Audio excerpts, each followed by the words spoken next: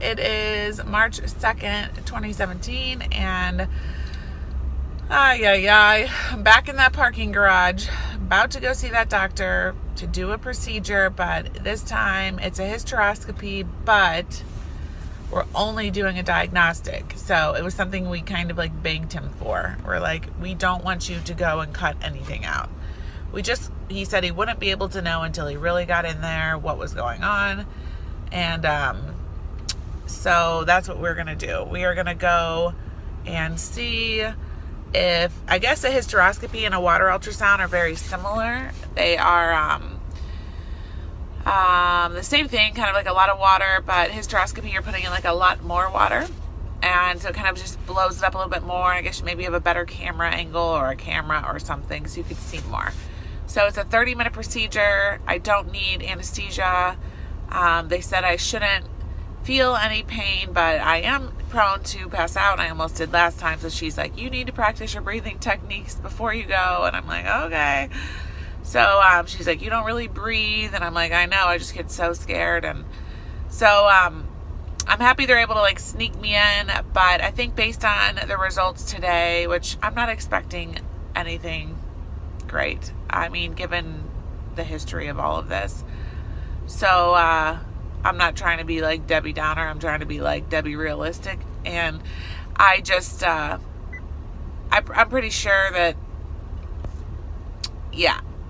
that it's going to be, some big percentage that my scar tissue, I don't think he's going to go in and be like, you have a T-shaped uterus. But at this point, anything could happen. So if it is a huge percentage of scar tissue, then I think the next, thing that we would do is schedule Boston, obviously get the embryos figured out and frozen. So after Boston, we could implant them if he gives us good news that he can remove it. And we would give that all a whirl. And then my uterus would be a decent size after the scar tissue is removed. So Pat is out of town again. And he doesn't really travel this much, but it just happens to be. And we're just taking every opportunity we can because you have to do this procedure also on day 6 through 12. And today's like day 12, 11. So Pat's mom is meeting me here once again. It's 8:27. I have to be there at 8:30 in the morning. The procedure's at 9. And I will fill you guys in later. Here we go again. Bye.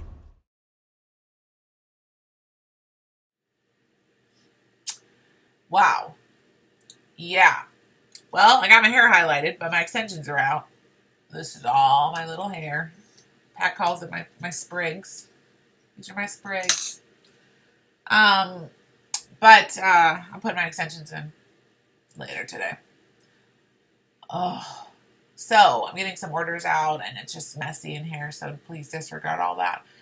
But I went, I'm back now. I'm sure you saw the first clip. And I mean, I don't even know. I don't even have words for this. I think I'm supposed to be looking up here. Yep. I don't even have words for this. This is, all right. So we begged Dr. Morris to do the hysteroscopy. Okay. You guys gotta know that. And it actually hurt. It was not like a water ultrasound, which is so different. This is like, I was like, ow, ow, ow. Like, it just felt like pinching and weird. And like, it was like in the wrong place. They're like, what does it feel like? I'm like, it feels like it's in the wrong place. So, that was not fun. I did not pass out, but I did still get like really weak and had to kind of be flipped upside down and whatever. Afterwards, again, he shows me a picture of a normal uterus. Here's a normal uterus. Here's your uterus. And I'm like, okay. Sorry, I got a weird bobby pin in my hair. Get out. Okay. Ugh. It's like, here's your uterus. Here's a normal uterus. All that stuff. So I was like, okay, well, then he says, so the inside this time was different than the other one. He showed me the inside uterus. So I see like 2 fallopian tube, like little circles. And he's like, so they're like right here. And then he's like, here's your uterus. And they're like right here. And I was like, okay. And I was like, so do I have scar tissue? No. No! You told me I had 90% scar tissue before. He's like, no scar tissue. Scar tissue would be like white bands and this and that. And I didn't have any of that. It looked like a normal, nice, circle, little, like, uterus-ish shape. I looked normal to me. He goes, you know what I think you have? He's like, your fallopian tubes are too close together that I think you have a T-shaped uterus. I think you were born like this. And I'm like, oh, dear God. So then the nurse luckily brings in this paperwork from my last doctor, and she goes, do you want to check these out? These are the pictures from the August 2015 surgery. So obviously it was before, right after a lot of stuff, but before that April surgery. So he goes, you know what? I take that back. Here's a picture of your uterus. You do not have a T-shaped uterus. You were not born like this. I'm like, what in the world? So then I was like, well, that's good, I guess. Are you sure? Or do you want to change your mind again? So then he goes, and there's no fibroids, there's none of this, but we did see the other pictures where the fibroids used to be, and it was pretty big. He's like, they're pretty much taking up your whole uterus. There's one big arch one in the middle of my uterus. There's one kind of up here. So I was like, okay. So basically, in the end, we discovered that they kind of removed everything, kind of sewed it back together, and with that, it made everything just smaller. So I might have had a somewhat small uterus to begin with, and now it's just a little smaller. So he goes, it's kind of like, I guess, if you got something cut out of your arm and then you sew the skin back together. It's kind of going to just make it tighter. So it's just like a little tighter, but there's lining all over the place. Like your lining, there's like a lot of lining. So that's always been really good. So I was like, okay, that's good. So he goes, so I go, so would you implant an embryo in me now? He goes, yeah, I would. I was like, last week you said never, ever. I didn't say that, but in my head, I'm like, oh dear, do I even trust anything he says? Like, he's like, the sky's blue, the sky's pink, the sky's yellow. Do you see it? I'm like, no, none of what you're saying makes any sense. So then I was like, all right. He goes, but I don't think there'd be room for the baby to grow, and then you can deal with complications of,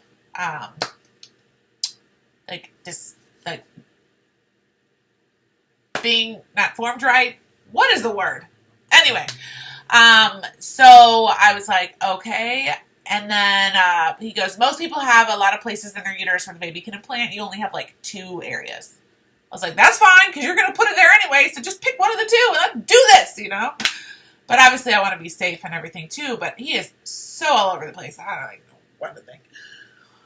You like my sprigs? Anyway, so then, let me think what else happened. He goes, okay, on a scale of 1 to 10, a 10 is a normal uterus, a 1 is a really not normal uterus, you have a 9. And I'm like, okay, that's bad. He goes, and he's like, I don't see many of these cases, like ever, hardly, but you're the worst, most severe case I've ever seen. And I've been doing this only since the 90s, and he's trying to be cocky. And I was like, so you're doing this like 25 years, whatever it's been, and you're telling me that I have the worst case you've ever seen, but you don't really see these kind of cases. You're telling me I have 90% scar tissue. Then you're telling me I have no scar tissue. Then you're telling me that I have a T-shaped uterus. Then you're telling me I don't have a T-shaped uterus. Then you're telling me, what? That you're not doing an embryo. And then you're like, yeah, I can put an embryo in there. Yeah.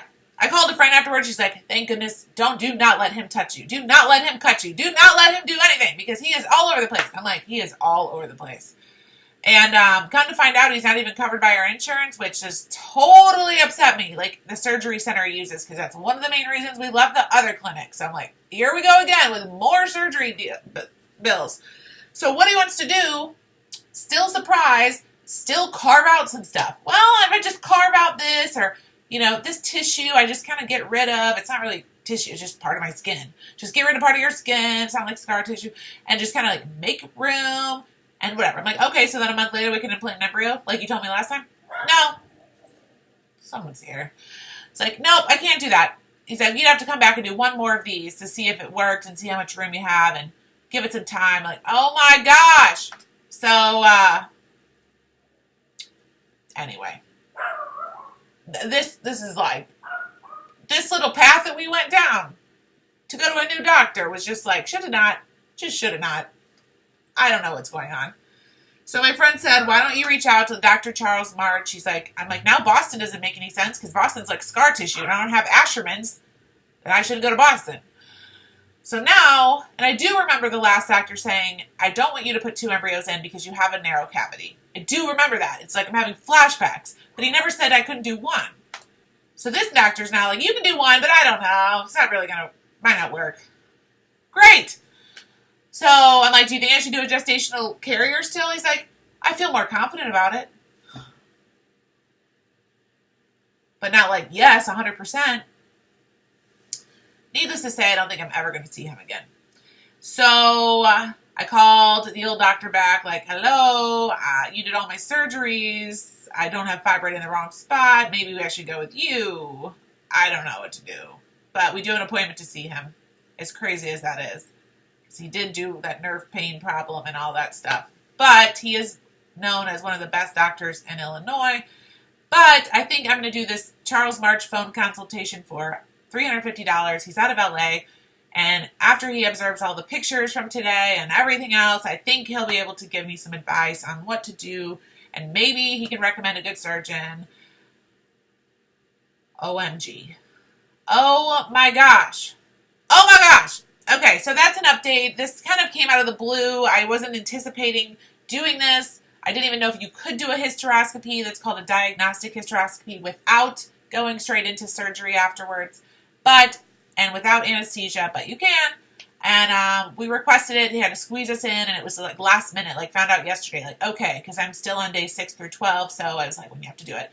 So it all came out of the blue, and that's what happened, and I feel a little better. But now I'm just like, do I believe this? I mean, in my opinion, I thought my uterus looked pretty. I was like, that's cute. It doesn't look like the first uterus where it was filled with fibroids and polyps and all this drama. Like, it's like nice and clean and it looks good and there's lining. And I'm like, it looks like that other uterus you just showed me, except just smaller. My fallopian tubes are open. Like, let's put this baby in here. But we want to make sure there's room, obviously. I'm like, would the baby push out? Would the baby make room? No, not really. You told me before it would.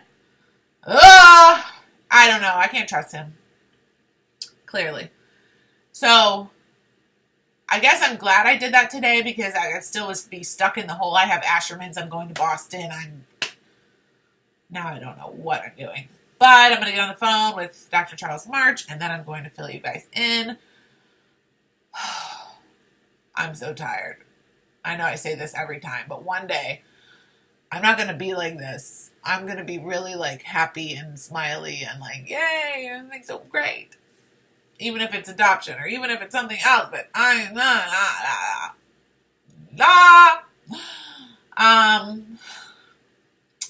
yeah, that's the plan. What else was I going to say? I don't think there's anything else to say. I still want to do the adoption video and the egg donor video and all that, but life is a bit nuts right now. Nonstop, crazy. Yeah. So I'm going for a girls' weekend, which will be really fun. And I'm backed up on 8 million Instagram messages from one of my businesses. Oh my gosh. And I want to help. I want to get back to all those people. And I'm blah, blah, blah. Anyway. Okay, so I'm glad it's over. I'm going to go put my extensions in so I feel like a human being again. And my little sprigs are just going to have to just be like hidden. And I don't get haircuts. I don't care if it's uneven, but I like it when it's uneven because it blends with my extensions better. Like you can't really tell because it's so fine and thin. It's not like blunt. So, yeah. I got to go. I'm rambling. I'm calling Charles March. Yep. Okay. Talk to you guys soon. Bye.